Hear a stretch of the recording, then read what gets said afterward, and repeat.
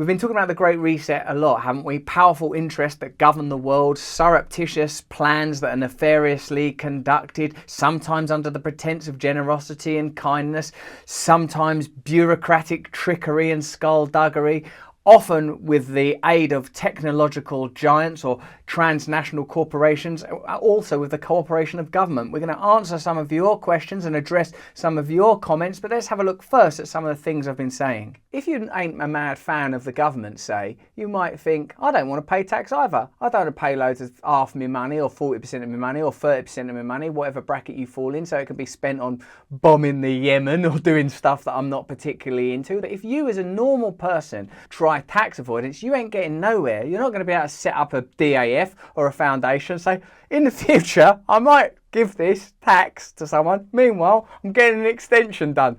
You're not going to get away with it. This is another layer of hypocrisy and a further, augmentation, say, of the distinction between a billionaire class and the rest of us. Some of these comments are about the Philanthropy capitalism video that we made last week, where we talked about how companies that go to Davos or participants in the Davos conference use philanthropy just as a way really to mask the pursuit of profit.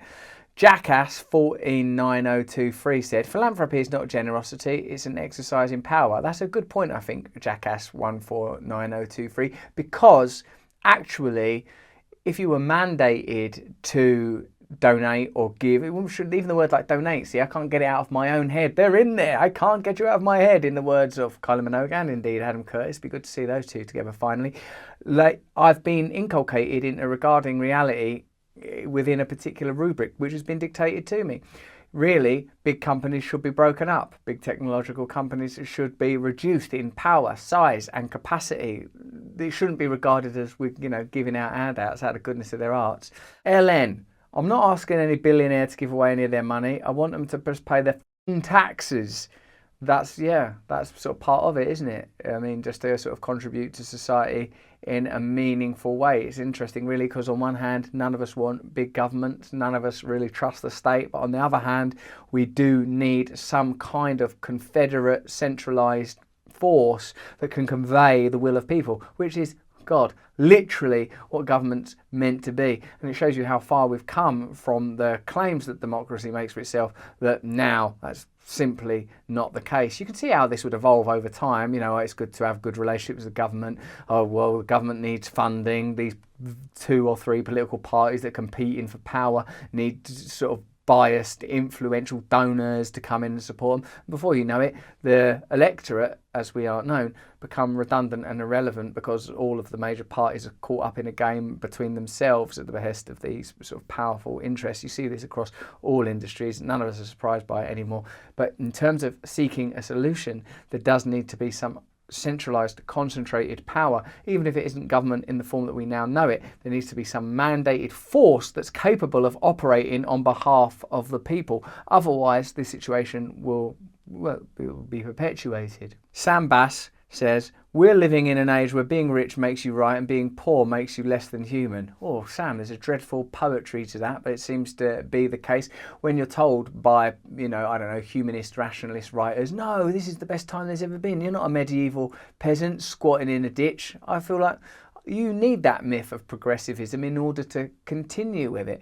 Of course, yes, I recognise it's nice that I've got an house with electricity and all those kind of things, and I'm a relatively privileged person, but we're talking about the gap between what is potentially possible and what is being delivered, and also the fact that for the vast majority of people, there is a good deal more suffering than there needs to be, a great deal more deception, too much concentration of power, and the significant fact that your actions, wishes and will have no impact on the democratic process. Sam Gauns, Russell, you should see if you could make a presentation at Davos next time round. I'm sure they would benefit from your perspective.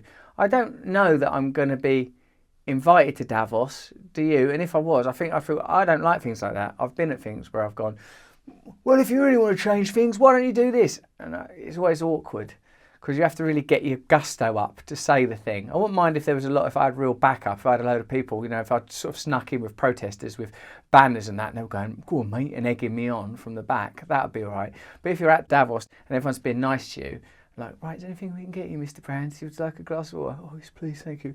Like, knowing, oh, God, I'm going to say that thing in a minute, and getting all worked up and feeling myself get all sort of sweaty in my armpits, and I'm going to say the thing. You lot, you're all hypocrites, you should be ashamed. But I was nice to you. You accepted that flapjack. Yeah, well, I didn't enjoy it. It was too dry. Sean Sanders, philanthropic capitalism is like screwing for virginity. Yes, I suppose you're right. Capitalism is the enemy of philanthropy. Not capitalism in its original form. You know, even people like sort of David Graeber, God rest his soul, who was like, you know, a pretty leftist figure, said that what we have now is not free market capitalism, but a kind of bizarre, zombified, elitist, sort of wrapped up in a scaffold version of capitalism, because let's face it, by its own merits, the financial world collapsed in 2008 and was artificially held together by the state. Michael Lewis. Davos wrote in their website that the lockdown was improving city life. They must be anti-human. How many old people are suffering isolation? How many businesses and lives are ruined? How many people suffering mental stress? How many serious illnesses are going untreated? The Davos crowd live in their palaces and will be able to live and travel wherever they like while owning everything and having all the power, while most of us will, according to them, own nothing and be happy. I suppose you're right. This is what happens when you, well, for example, the breakdown of unions, trade union movements means that most people in a position of power do not share the conditions of the people they govern. There's that famous motif. Is it John Rawls? I can't remember. But it's like, you slice, I choose. You cut, I choose. Like if we was going to cut a, let's call it a Subway sandwich in the interests of branding and corporatism. Like that, I cut it in half and then you choose first, you know, and that's what you're meant to do as a parent, isn't it? Like, you know, I wouldn't let my children have a knife because they're lawless enough as it is. Don't arm the terrorists, is what I'd say. But like, one of them cuts it, the other one chooses, and then they're more interested in fairness. The fact is most people in positions of power that are suggesting these things won't be affected by the outcomes of the propositions that they happily bring forward. So, yeah, elitism is the problem. One of the things a lot of people are interested in, like Mike Eccles, is the log shack there. The old logs are back. Don't worry about that. They're all nice and chopped. Oh, I smashed them up. A lot of it I do just with the old bare fists, using techniques I learned mostly from the second Karate Kid movie. You should see how I clean my windows. Hopefully we've addressed enough of your comments. If you have more comments, why don't you bloody well make a comment? We read all of them. Subscribe to this channel. If you want to turn on the notification bell, although that must be a bit annoying, but it would be good for me if you did it. That's the main thing, isn't it? Like, share, subscribe. Do all those things and tell us if there's some particular aspect of the Great Reset that you want us to address. Do you want to hear about whistleblowers and Edward Snowden and the lack of pardon? We're making a video on that. Anything you're interested in, let me know. And remember, you should join my ARC Nexus, let's call it a cult, mailing list. russellbrand.com, links are here. And if you want to learn about what I think in more depth, get my Audible original Revelation, links are in the description. But most importantly, keep watching and stay connected. Thanks.